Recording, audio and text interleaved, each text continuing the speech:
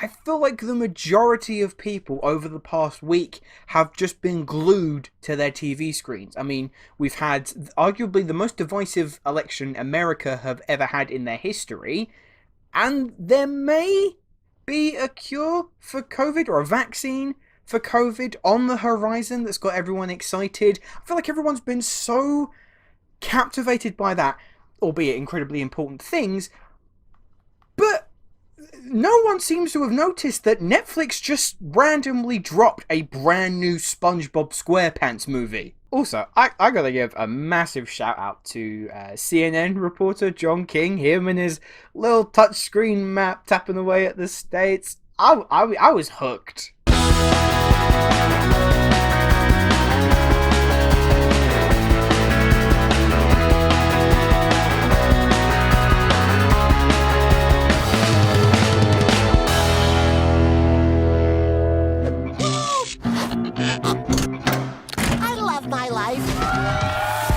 So much, Gary. I'll never forget the day we met.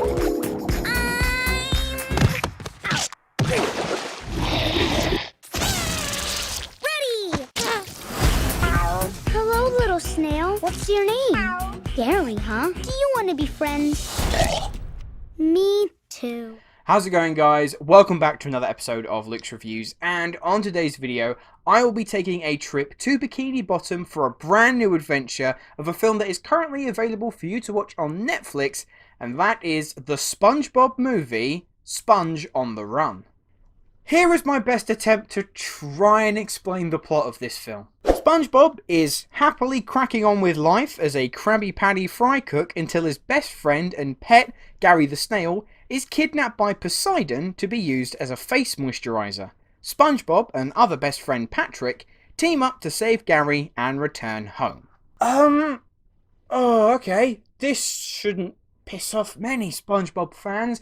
I never really got SpongeBob. It just wasn't for me. I never really watched it as a kid. And then when I tried to watch it when I was slightly younger, like a teenager, I felt like I just missed the bus. I didn't really get it. However, that didn't stop me giving the films a go. The first film, you know, it's easy to watch, it's pretty simple, it's probably incredible if you're stoned. As for the second film, well, for starters, it was completely misadvertised. Like, the advertising straight up lied to us, making audiences think that most of the film took place in the real world with Antonio Banderas' pirate. It doesn't. It takes up like 15 minutes of that movie where everything else kind of just plays out like normal. But regardless, the sequel from 5 years ago, you know, it was okay. It was kind of all over the place though. But now in 2020, the newest SpongeBob movie has arrived. And if you're a die-hard SpongeBob fan... Oh, what was that? And if you're a die-hard SpongeBob fan, honestly, I don't know how you're going to feel about this. If you're like me and are much more of just a general moviegoer that doesn't have much experience with the SpongeBob universe, I can't exactly see this film winning you over. Now, the reason I'm not sure whether SpongeBob fans are going to really like this one or not is the wit, charisma, and eccentricity that was prevalent in the first two films. I didn't find it here.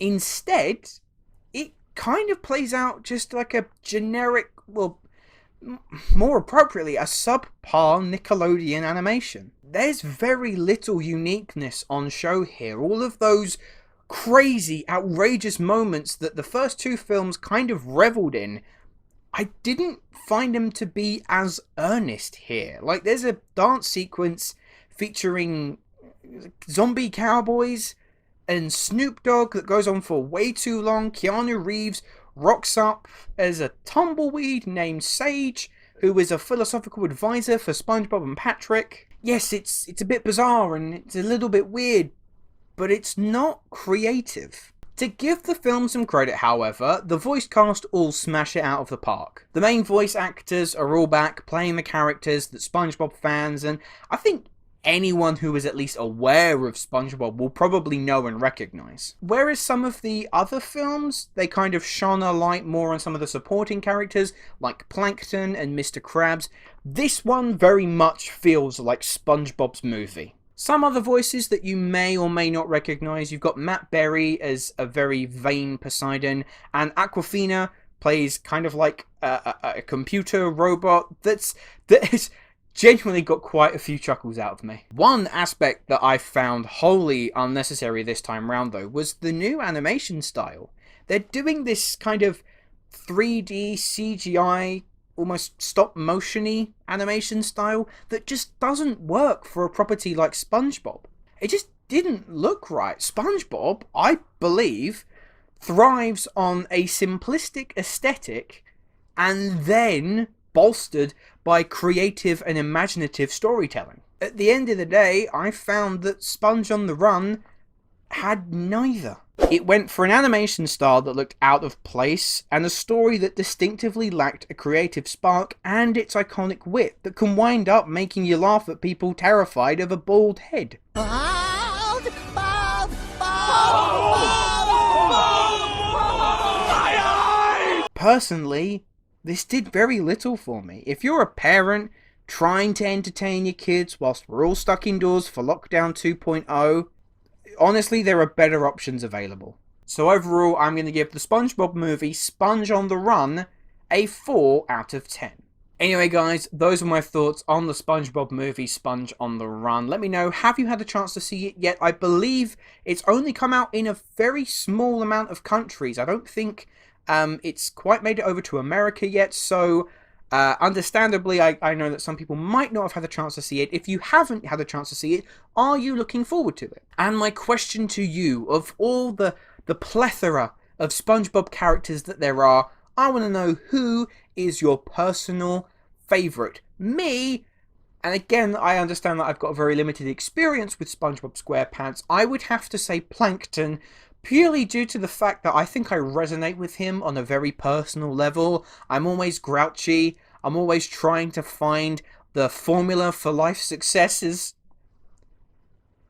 And as I'm sure some of you are aware, we are very close to completing the road to 300 subscribers. So if you are watching this video, you have enjoyed yourself, but you are not yet subscribed, please click that subscribe button and I promise you, you won't regret it. Thanks for watching.